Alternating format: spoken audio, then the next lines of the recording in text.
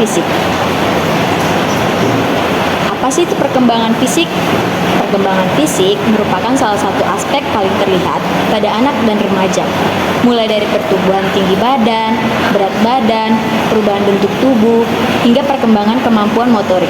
Pemahaman tentang perkembangan fisik sangat penting bagi guru, orang tua, maupun tenaga pendidik agar mampu menyediakan stimulasi yang tepat, mengamati tanda-tanda perkembangan normal, serta mendeteksi dini jika ada keterlambatan. Tujuan pembelajaran menjelaskan pengertian perkembangan fisik, menyebutkan faktor-faktor yang mempengaruhi perkembangan fisik, mengidentifikasi tahapan perkembangan fisik.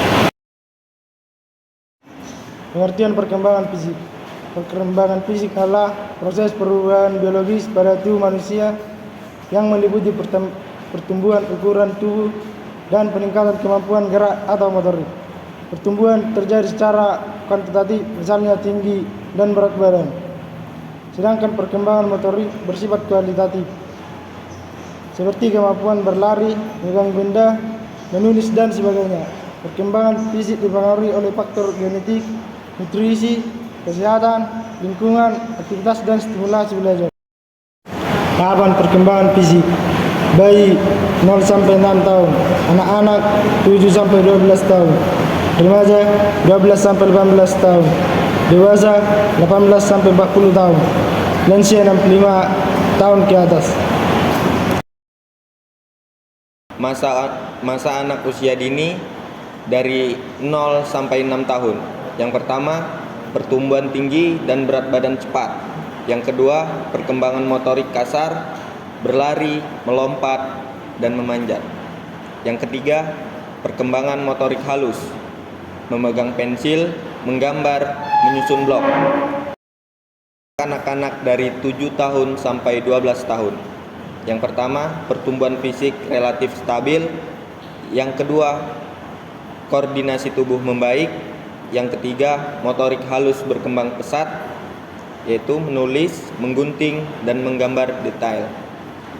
Yang keempat, otot bertambah kuat. Anak mulai siap untuk aktivitas olahraga struktur. Gigi permanen mulai tumbuh 12 tahun sampai 18 tahun. Yang pertama, terjadi growth spurt, lonjakan pertumbuhan cepat. Yang kedua, laki-laki bahu melembab, suara berat, pertumbuhan otot meningkat. Yang ketiga, perempuan pinggul melebar, perubahan payudara, menstruasi pertama. Yang keempat, perubahan hormon yang berdampak pada emosi dan perilaku. Dewasa awal dari 18 tahun sampai 40 tahun. Yang pertama, tumbuh berat badan pada kondisi paling kuat dan sehat. Yang kedua, gerakan cepat dan koordinasi masih baik. Yang keempat, indera seperti penglihatan dan pendengaran masih tajam. Yang keempat, mulai muncul tanda penuaan ringan, yaitu garis halus, rambut beruban sedikit.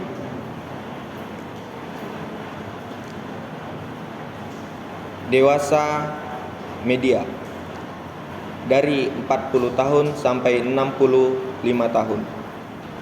Kekuatan otot mulai menurun, penglihatan dekat mulai kabur, harus butuh kacamata. Yang perkembangan motorik kasar merupakan kemampuan menggerakkan otot besar seperti berlari, melompat, menendang bola, dan berenang. Motorik kasar berkembang sejalan dengan kekuatan otot, keseimbangan, dan koordinasi. Contoh simulasinya adalah bermain lompat tali, bermain bola, dan senam atau tarian sederhana.